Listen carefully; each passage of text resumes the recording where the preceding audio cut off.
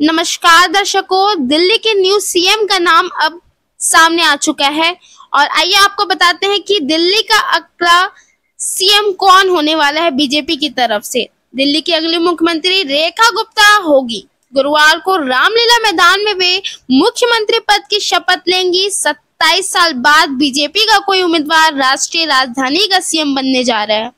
बुधवार को विधायक दल की बैठक के बाद भारतीय जनता पार्टी ने रेखा गुप्ता को दिल्ली का अगला मुख्यमंत्री चुना हुआ है।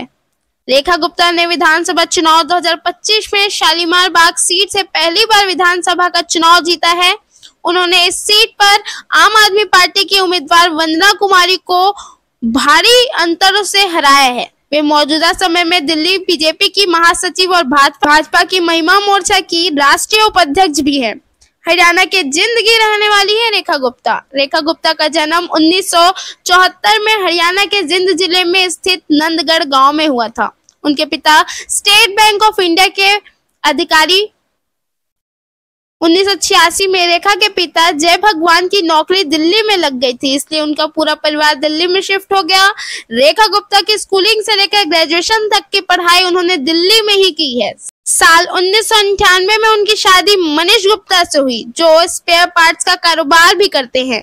बीकॉम LLB रेखा गुप्ता के पास ये सारी डिग्रियां हैं। रेखा गुप्ता ने दिल्ली विश्वविद्यालय से ग्रेजुएशन की पढ़ाई पूरी की। उसी के साथ साथ उन्होंने दौलत राम कॉलेज से बीकॉम किया। इसके साथ उन्होंने 2022 में मेरठ की जानी मानी चौधरी चरण सिंह यूनिवर्सिटी से लॉ की भी पढ़ाई की है और उनके पास LLB की डिग्री भी है। बचपन से RSS में एक्टिव थी, फिर DUSU की अध्यक्ष भी बनी।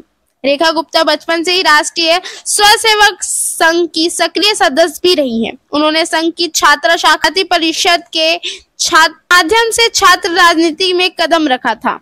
वह दौलत राम कॉलेज की सचिव चुनी गई। इसके बाद दिल्ली विश्वविद्यालय छात्र संघ की सचिव बनी। रेखा गुप्ता ने 1986 में और 1987 तक दिल्ली विश्वविद्यालय छात्र संघ DUSU के अध्यक्ष के रूप में राजनीति में अपनी यात्रा शुरू की। रेखा गुप्ता ने 1996 से 1997 तक दिल्ली विश्वविद्यालय छात्र संघ DUSU के अध्यक्ष के रूप में राजनीति में अपनी यात्रा शुरू की। आइए बताते हैं उनकी राजनीतिक सफर।